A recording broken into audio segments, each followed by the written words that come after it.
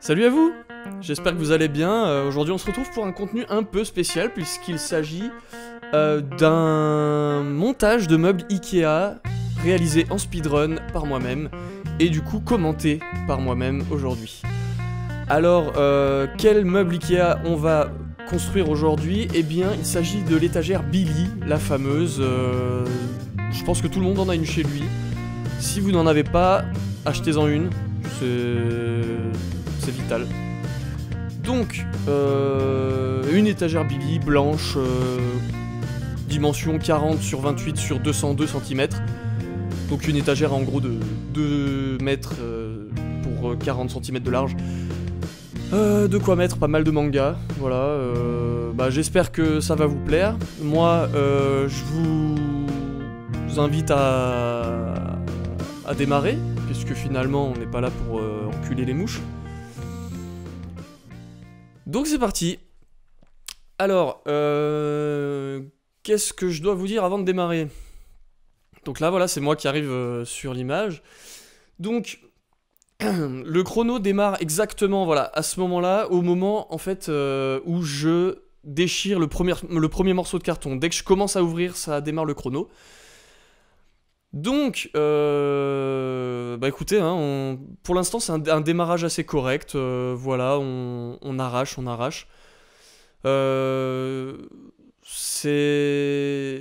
Alors pourquoi j'utilise pas d'outils à ce moment-là précisément? C'est tout simplement parce qu'il y a toujours ce risque d'abîmer les matériaux en dessous. Donc pas de cutter, pas de ciseaux, j'y vais à la main, mais ça se fait très bien. Voilà, je ne gagne pas de temps en le faisant à la main. Je pense peut-être que même j'en perds un peu parce que j'ai pas réussi à l'ouvrir plus rapidement que ça.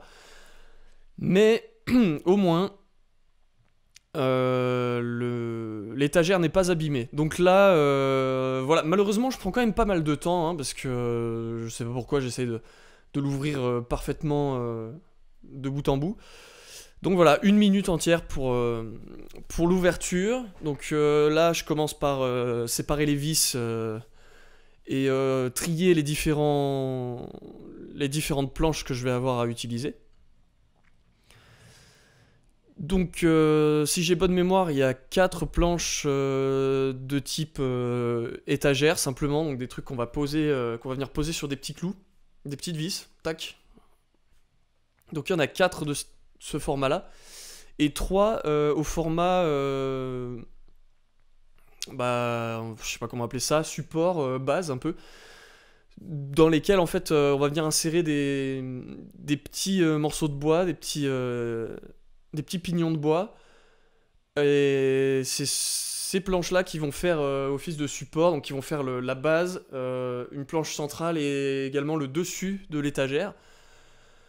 Il y a une petite planche qui est posée aussi tout à la base. On a les 2 grandes planches latérales évidemment, donc là je suis en train de manipuler précisément, qui sont de chaque côté. Et on a finalement la planche dorsale, que je vais appeler dorsale parce que c'est celle qu'on met au fond, quoi. Et qui est un peu moins rigide, mais plus fine, donc forcément moins rigide, voilà. Donc, j'ai trié. À ce moment-là, je perds encore un peu de temps parce que je suis un peu du père, j'essaye de placer un peu correctement mes planches avant de démarrer, mais j'ai pas encore jeté vraiment un très bon coup d'œil au manuel de montage. Ce qui va me faire perdre d'ailleurs de précieuses secondes juste après. Parce que voilà, là je découvre vraiment le plan et je me rends compte que les planches que j'ai mises sont pas vraiment dans le bon sens. Donc je réfléchis à comment je manipule ça, je me dis bon, je vais gagner du temps en parallèle et je vais sortir les vis et les trier aussi. Chose que je fais rapidement, mais j'ai finalement très vite abandonné parce que les vis étaient trop nombreuses, trop de types différents. Donc j'ai préféré à ce moment-là simplement les sortir toutes et choisir plus tard, au fur et à mesure, de prendre chaque vis dans le tas. parce que voilà, j'allais pas mettre non plus ma vie à trier 2 fois toutes les vis. Donc voilà, là je commence à chercher les vis que je vais utiliser pour la première étape. Ah non, c'est pas des vis pour la première étape, c'est les pignons de bois d'abord, donc qu'on va rentrer directement dans les 3 planches de base. Donc celle du premier étage, une centrale et la dernière tout en haut. Donc on met voilà, ces petits pignons de bois sur chaque côté. Donc la première planche, c'est celle qui va me prendre le plus de temps, comme à chaque étape d'ailleurs. La première fois sur chaque étape est la plus décisive, mais également celle qui est la plus chronophage, parce qu'on découvre le matériau, on découvre les inserts, là où on va mettre les vis, etc. Donc voilà, forcément un peu plus rapide, un peu plus déterminé sur les autres. Là on voit que j'ai pris la main sur la dernière planche et ça va un peu plus vite. Voilà, vérification, on pose et la 4e planche de la première page, disons la première étape, c'était de mettre tous les pignons de bois. C'est celle sur laquelle j'ai eu cette première idée là, que j'aurais dû faire ça dès le début, mais de prendre la planche avec les pignons pour les enfoncer directement et appuyer donc tout ça sur le sol, à même le sol. Sol sur lequel j'ai laissé le carton. Voilà, alors chacun sa technique pour ne pas abîmer son plancher, son lino. Moi, je garde toujours le carton d'emballage de base, parce qu'il est déjà suffisamment grand pour accueillir le meuble, donc en principe pas de souci. Et en plus, ça m'évite de soit abîmer un tapis, soit le sol. Je préfère faire comme ça. Donc, voilà, j'ai inséré mes pignons, et c'est à ce moment-là, donc comme je vous disais, que j'ai démarré du mauvais côté. C'est-à-dire que j'aurais pu le faire dans ce sens-là, mais ça m'aurait demandé de réfléchir à l'envers, de remettre les vis dans le bon sens, pas me louper, enfin c'était pour pas me louper ouais, de trous. Donc forcément à ce moment-là je préfère pas perdre plus de temps parce que je sais que ça va être galère. C'est que là j'essaye d'aller vite, j'essaye d'être précis quand même, mais on peut pas allier précision et réflexion et vitesse. Dans des cas comme ça, moi je préfère la jouer safe. Voilà, j'ai retourné les planches intégralement pour les avoir dans le même sens que le plan. Et je démarre donc le moment où je visse. Alors les premières vis, ça va aller vite. Hein. Donc là, comme vous le voyez, je procède par ligne, on va dire, plutôt que par planche. J'ai décidé de faire les 2 planches en même temps et d'avancer en ligne. Donc voilà, bonne technique, hein, récupérer plus d'une vis à la fois pour les visser et en préparer une autre juste avant de visser, histoire de ne pas avoir à faire 4 fois l'aller-retour, quoi. Parce que on a vite fait de perdre du temps avec des choses comme ça. Donc là, comme j'ai fait, hein, j'ai pris une vis, je l'ai vissée et j'ai pris la deuxième après, alors que j'aurais pu en prendre plusieurs d'un coup. Et ça, c'est quelque chose que je vais rectifier juste après. Pour essayer de gagner quelques secondes. Voilà, je termine de visser, je vais chercher la prochaine vis en même temps. Voilà, donc là je termine ma ligne. Hop. Ouais, ça reste efficace dans le moment de visser. Hein. Alors oui, j'avais déjà mon tournevis cruciforme parce que j'avais mémoire de ce genre de meuble. J'en avais déjà monté un l'année dernière. Et je savais qu'il fallait un tournevis cruciforme et un marteau. Donc j'avais déjà préparé ça à l'avance. Le souci, ce qu'on verra plus tard, hein, c'est que j'ai oublié qu'il fallait aussi un tournevis plat. Et ça m'a fait perdre de précieuses minutes par la suite, mais on le verra tout à l'heure. Donc là, voilà, encore une fois, j'ai raté sur la dernière vis le fait de récupérer la vis à l'avance, mais c'est pas grave, j'ai pas perdu énormément de temps. J'ai vissé assez rapidement. Donc là, on voit que je me redresse et je mets mon t-shirt d'aplomb parce qu'en fait, c'était la fin de l'été au moment où je tournais ça. Et c'était encore un peu la canicule. Donc Voilà, je suis chez moi, fenêtre ouverte, mais pas la porte ouverte pour éviter les courants d'air qui auraient pu me faire perdre quelques secondes à la fois si le plan s'envolait, si ça faisait bouger quelque chose. Donc là, voilà, on a vu que j'ai enfoncé la première petite planche de base, donc c'est l'unique planche fine qui sert de support, donc tout en bas de l'étagère. Alors, je précise que là, j'ai mis la première planche à l'envers. Et donc voilà, je l'ai mise à l'envers une première fois. Parce que les trous pour lesquels, dans lesquels vont aller les morceaux de plastique qu'on va venir visser avec le tournevis plat pour resserrer tout ce qui est pignon et vis qu'on avait préalablement vissé là. Eh bien ces trous là étaient du mauvais côté, étaient vers le haut, alors qu'ils devaient être dans cette position vers le bas. On verra plus tard que je me suis encore une fois trompé de sens parce que j'ai mis la bordure blanche du côté qui est censé arriver devant, côté arrière, donc finalement esthétiquement ça marchait pas. Voilà, donc j'arrive enfin à enfoncer la deuxième planche, donc celle du milieu, qui va servir de renfort en fait à la structure principale. Donc là, avec ce que me dit le plan, je commence à mettre donc ces fameuses petites choses en plastique qu'il faut mettre pour resserrer les vis. Et c'est à ce moment-là que je réfléchis et que je me dis mince, c'est le tournevis plat qui me manque. Et donc voilà, je me lève. J'avais condamné la porte avec cette planche. Ça aussi, ça me fait perdre du temps. Je dois la redresser. Elle tient pas très bien parce qu'elle est très fine, donc un peu plus molle. Par la suite, ça me fera quand même gagner du temps, ce côté mou, parce que j'avais pas énormément de place et j'ai pas besoin de me déplacer trop loin pour l'enfoncer, mais on reviendra là-dessus. Le souci là, c'est bien le tournevis, voilà, que je vais chercher dans la boîte à outils. Ça me fait perdre, je sais pas, 2-3 minutes. C'est considérable dans un speedrun de cette ampleur. Mais heureusement, je m'en sors. Donc voilà, un petit mouvement pour flex un petit peu.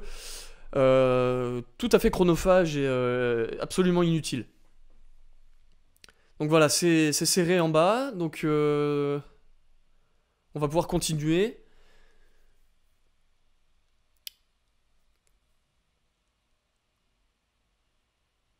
Voilà, donc là normalement la prochaine étape, si je me souviens bien, c'est la dernière planche qu'on met du coup tout en haut. Planche qui va venir s'insérer dans le sens inverse des deux précédentes, puisque quand on est de taille moyenne, on peut voir apparaître autrement les vis. J'y ai pensé qu'après, je comprenais pas trop pourquoi c'était pas dans le même sens, parce que normalement on pose encore des choses au-dessus potentiellement, mais non, en fait c'est bien à l'envers qu'il faut les mettre, parce que esthétiquement pareil, on verrait les vis apparaître autrement.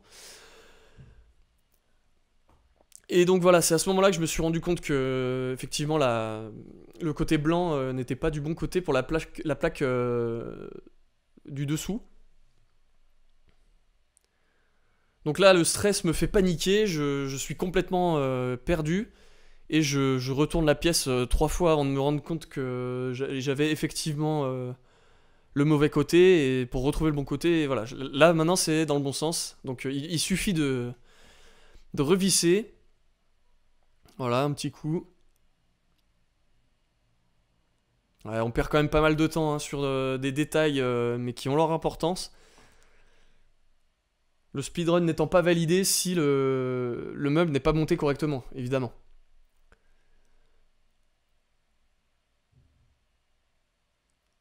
Donc la prochaine étape, effectivement, c'est la plaque du dessus. Plaque du dessus qui va venir s'insérer de la même manière, mais à l'envers, comme je disais. Et voilà, donc cette fois j'ai bien fait attention à bien mettre le côté blanc vers l'extérieur.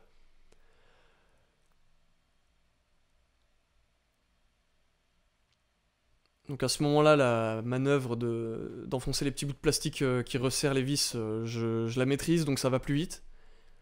C'est 1 et 2, paf. C'est le genre de choses sur lesquelles il faut pas perdre trop de temps normalement. Voilà, donc là, petite vérification que ça a bien serré. Et on est bon.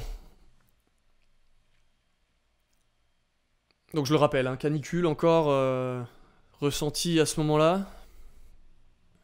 Ah, j'avais pas encore ouvert la fenêtre à ce moment-là, oui. Parce que je crois que j'avais installé des micros, mais j'ai pas parlé de toute la manipulation. Le son finalement n'apportait rien, donc j'ai abandonné, j'ai ouvert la fenêtre, ouais, effectivement. Mais encore une fois, la fenêtre ouverte et sans le courant d'air n'a pas aidé forcément à améliorer mon état du moment. Donc là, c'est toujours un moment délicat, les placements de longues plaques latérales sur des meubles de ce genre, parce qu'il faut que tous les pignons soient alignés. Et donc voilà, c'est toujours le moment un peu sensible. Donc moi j'aime bien essayer de commencer par poser la plaque assez grossièrement de manière à ce que chaque pignon soit sur les planches en dessous. Pas forcément rentrer dedans, mais voilà, ensuite commencer par un côté, m'assurer que le centre est bien en train de s'aligner également, terminer avec le bout et revenir finalement. Donc là j'ai eu de la chance, j'ai pas eu à faire deux fois l'aller-retour, parce que des fois ça peut arriver, hein, on pousse d'un côté et ça sort de l'autre, faut recommencer, etc. Non, là j'ai eu de la chance. Donc pour m'assurer que ça reste bien fixé, j'ai démarré par le centre, donc ça c'est au bon vouloir de chacun. Moi j'ai estimé que c'était pas la pire idée. Je me suis allongé aussi dans ce sens-là pour faire les deux d'affilée. Voilà, je pensais que partir du centre pour aller vers le bout me permettrait de me déplacer le moins possible et gagner du temps.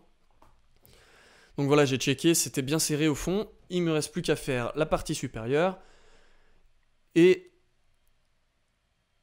à bientôt un quart d'heure, la structure sera complètement montée. Voilà. Donc à ce moment-là, il me semble qu'il me reste à mettre la planche moins rigide de tout à l'heure là, qui obstruait la porte. Et donc avant ça, il faut que je fasse des petits repères au crayon de papier pour avoir un repère visuel finalement pour clouer ensuite cette planche molle au bon endroit. Donc voilà, là je récupère un crayon de papier, heureusement j'en avais un pas très loin, j'avais pas pensé à ce détail là au moment de préparer tout ça, mais j'ai eu de la chance, j'avais un crayon de papier, donc là je marque bien au centre sur les côtés là pour être face à la planche centrale.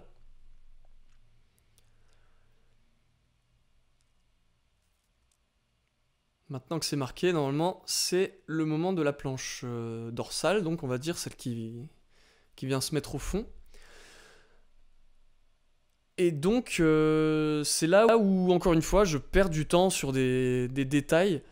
J'ai lu le plan et j'ai décidé de faire autrement en me disant que de toute façon c'était pareil.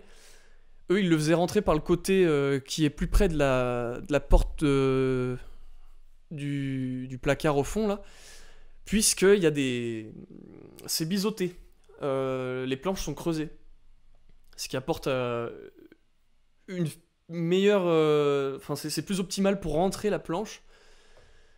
Et moi, je suis passé par le côté directement plat tout en haut. Et je crois que j'ai un petit peu abîmé la planche en plus. Donc voilà, pensez biseau. Pensez biseau, on gagne du temps. Et effectivement, c'était dessiné comme ça sur le plan, mais je l'ai pas suivi, c'est ma faute. Ça me fait perdre de précieuses secondes. Et donc voilà. Alors, encore une fois, pas de bol, je m'organise assez mal puisque j'étais dans une pièce qui était un tout petit peu trop petite. Mais la chance me sourit quand même puisque la planche est finalement encore plus molle que ce que je croyais.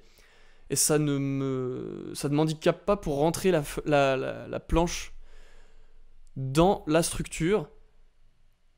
Donc là, voilà, je la réajuste histoire qu'elle soit bien droite.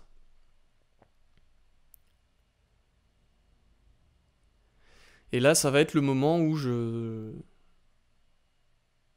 trace les repères donc sur la planche, à même la planche, puisque c'est là qu'on va venir poser des vis et il faut que ça soit relativement droit. Et sans indicateur visuel, on peut pas savoir où on va planter. Donc voilà, j'avais pas de règles pour faire des tracés bien droits. Donc j'ai utilisé mes tomes 34.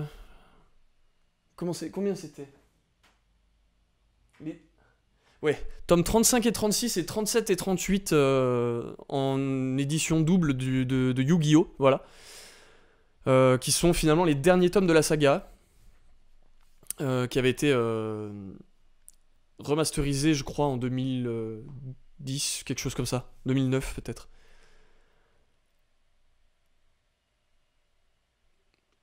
Je vous afficherai la date de cette réédition quand elle avait commencé. C'est très important. Donc voilà, j'ai dessiné donc ce trait au centre de la pièce pour avoir une indication sur où planter mes clous finalement. Et du coup, on va pouvoir commencer et c'est le moment où je vais clouer quoi.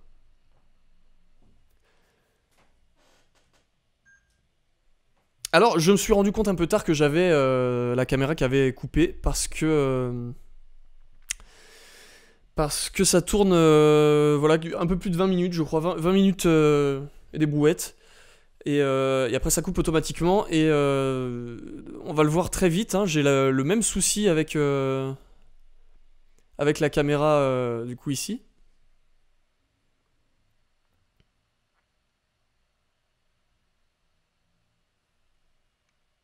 Quoi qu'à cette heure-là, non, j'ai déjà dû le passer. Bah, il y a dû y avoir un moment où je me suis rapproché de la caméra pour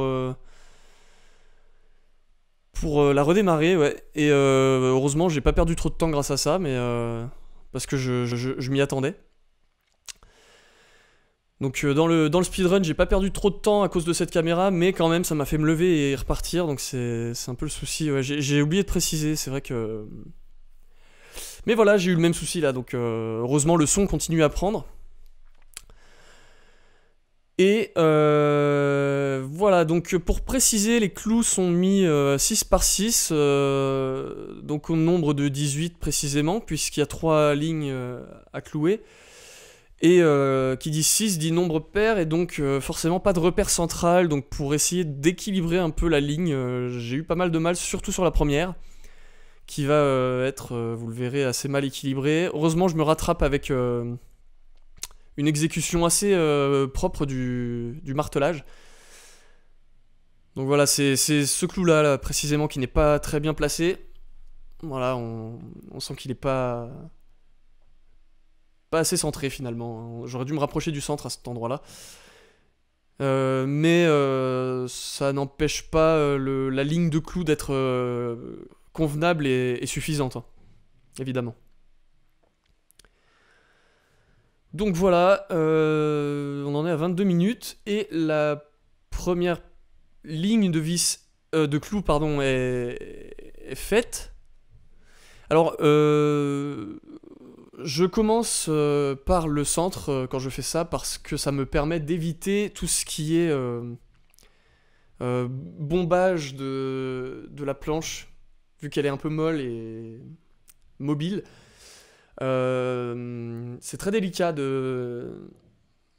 d'obtenir un rendu assez plat si on ne commence pas par le centre. Parce qu'en fait, on va commencer par un côté, se dire je vais aller au bout pour que ce soit tendu, et revenir et terminer avec le centre. Et en fait, c'est la mauvaise idée parce que des fois, le centre du coup sera effectivement bien enfoncé, mais les deux côtés auront eu envie de s'évader à ce moment-là, mais étant déjà cloués, c'est pas possible. Donc c'est plus simple comme ça, et en plus on peut se dire aussi que c'est... Le côté central ne bouge pas, quoi. Donc voilà, deuxième ligne de vis terminée, un peu plus rapide que la première, parce que finalement le coup de main finit par prendre. Et ça va aller encore plus vite sur la dernière ligne, donc ça sera pas un souci. Donc voilà, le marteau, on a perdu un peu de temps au début, mais c'est comme chaque étape, hein, je vous l'ai dit, c'est le démarrage qui est un peu compliqué parce qu'on découvre un peu la manœuvre. Et à force de répétition, tout se passe pour le mieux.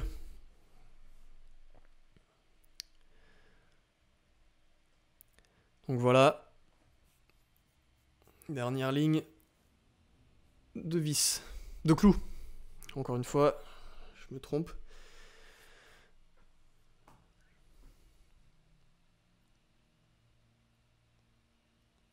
Voilà. Alors le fait de laisser le carton aussi sous le meuble permet d'atténuer légèrement le ressenti quand on cogne au marteau. Et de faire du coup moins de bruit pour les voisins. Plutôt sympa. Voilà. C'est allier l'utile à l'agréable. On n'abîme pas son propre parquet et en plus on est tranquille avec les voisins, quoi. Donc là, encore une erreur stratégique, décidément, très mauvais enchaînement. J'avais pas préparé l'endroit où j'allais insérer le meuble. Parce que je m'étais dit pour le speedrun, je vais simplement monter le meuble. Mais je me suis dit que c'était pas non plus, c'était pas super réglo et que le meuble allait être considéré comme rangé au moment seulement où il serait posé à l'endroit prévu. Donc voilà, là il faut que je décale toutes mes pédales de guitare qui vont revenir d'ailleurs devant le meuble plus tard. Je vous le montre pas dans cette vidéo, je crois, ou... Si, peut-être à la fin, je crois que je fais un reveal à la fin de la vidéo. Donc voilà, les câbles à débrancher, etc. Ça me fait perdre un peu de temps, c'est dommage. Et voilà, si je dois faire une estimation du temps que j'aurais pu mettre dans l'idéal, j'aurais dit à peu près 25 minutes, effectivement. Bon, c'est mon premier speedrun officiel, donc forcément, record à battre, évidemment. Et battable, surtout. Voilà, donc premier instant où le meuble est debout dans ce speedrun, et c'est quand même un moment assez important, émouvant. Donc voilà, à nouveau encore un problème de matériel, hein, évidemment j'ai oublié de mettre des chaussures, alors oublié, voilà, je suis chez moi, j'ai pas envie non plus de marcher en chaussures chez moi. Mais voilà, le souci c'est que on peut facilement se blesser avec des activités comme celle-ci. Et bah, fatalement, on n'a pas envie de ça. Mais là, j'ai oublié de mettre des chaussures, j'ai même pas de chaussettes. Je me dis heureusement que je montais pas une étagère en bois massif ou non peint, parce que j'aurais pu prendre des échardes à tout moment en marchant sur une plaque. Donc voilà. Idéalement, j'aurais pu mettre des gants aussi, mais j'aurais été un peu moins précis au niveau des vis, donc pour ça, je préfère quand même faire sans gants, évidemment. Et voilà, donc je perdais pas mal de temps aussi, encore une fois, avec cette mousse acoustique qui n'avait plus rien à faire ici, puisque le meuble allait se placer devant, elle n'avait plus d'intérêt. Donc autant la mettre ailleurs, et ailleurs c'était, comme vous avez peut-être déjà vu dans mes précédentes vidéos, sur la deuxième porte du placard au fond, voilà. Donc juste à côté de l'autre. Alors effectivement, ces mousses acoustiques placées comme ça n'ont aucun intérêt, hein, mais c'est dans l'attente d'avoir un financement un peu plus conséquent pour pouvoir en acheter évidemment un paquet d'autres pour avoir un véritable effet anti-résonance. Mais voilà, c'était la petite anecdote mousse acoustique. Donc à ce moment-là, voilà, je récupère les petites choses métalliques qui vont aller se mettre dans les petites inserts pour les plaques d'étagère. Alors là, encore une fois, j'aurais pu peut-être me préparer un peu mieux et chercher à faire des mesures avant de démarrer parce que je vais à plusieurs reprises, je crois, me tromper de trous et donc forcément obtenir des étagères qui ne sont pas très droites. Et alors il me semble que pour la première c'est à peu près ça. J'ai pris modèle sur l'autre que j'avais déjà monté l'année dernière du coup qui avait le même nombre d'étagères et voilà, pour la première j'ai essayé de viser à peu près au même endroit. Alors on perd un peu de temps parce qu'il faut compter à droite et à gauche pour que ce soit symétrique et pas se retrouver coincé. Voilà. Donc la première, on va dire on teste du pied la température de l'eau, hein. Voilà. Donc la première étagère est montée. Voilà, ça a fonctionné. Donc c'est à ce moment-là que malheureusement je perds un peu de ma précision en estimant avoir eu le bon œil dès le premier coup et c'était pas le cas. Ça peut arriver, mais c'est voilà, c'est un problème un problème d'ego, hein. On se dit ça y est, j'ai réussi, le speedrun se passe bien, je vais finir en 30 minutes et pas du tout quoi, pas du tout, on dépasse encore, hein. On n'a déjà pas réussi à le faire en moins de 25 minutes et malheureusement les 30 minutes sont dépassées. Alors bon là, smart move, hein, comme on dit en anglais. Donc une technique très française finalement de ramener les choses à soi. Et donc j'ai rapporté les pièces qui étaient sur le sol pour qu'elles soient un peu plus près de moi, de manière à les attraper plus rapidement et perdre moins de temps. Malheureusement, cette très bonne initiative pour gagner du temps n'est pas récompensée parce que je me suis trompé d'emplacement là pour les deux trous de devant pour cette étagère-là. Alors ça aurait peut-être mérité que je mette l'étagère à un trou au-dessus peut-être, parce qu'on dirait qu'elle est un peu plus grande d'un côté que de l'autre. Je me questionne sur le fait que ça soit pas l'inverse sur l'étagère que j'avais fait l'année dernière. Il me semble que justement cet étage-là est un cran au-dessus, mais du coup il est légèrement plus petit au-dessus et un peu plus grand en dessous. Et là c'est inversé, mais c'est pas grave. On trouvera quand même de la beauté dans cette asymétrie. Malgré cette volonté de créer un espace un peu plus symétrique, donc les deux étagères autour du bureau. Donc là, j'évite de faire une erreur similaire à celle vue précédemment, à savoir, cette fois, je compte les trous dans lesquels je vais mettre les petits pignons métalliques.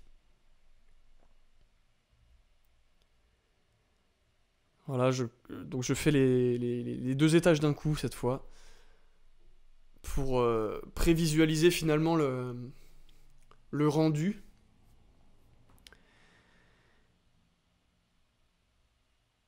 Et donc voilà, j'apprends de mes erreurs également à ce moment-là. Je ne fais pas comme avant, j'essaie de me mettre vraiment à hauteur de clou, de pignon, pour ne pas décaler encore une fois. Donc là, je mets les pignons arrière de chaque côté. Voilà, et à l'étage du dessous aussi également, il me semble. Ouais, voilà, j'avais fait vraiment chaque étape pour les deux derniers étages en même temps pour pas me planter.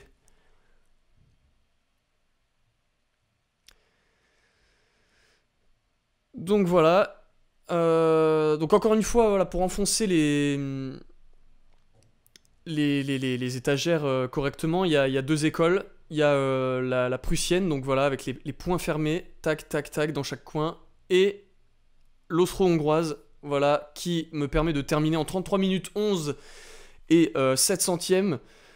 Et donc voici voilà, le résultat final, comment ça rend comment ça rend, voilà. Donc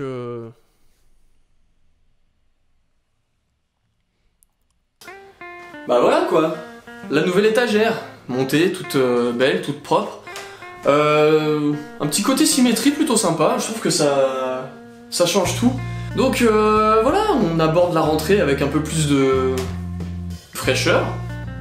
Et ben il me reste plus qu'à vous dire à très bientôt pour une nouvelle reprise médiévale. Normalement c'est la prochaine vidéo qui sort et ça devrait sortir tout bientôt. Allez, ciao.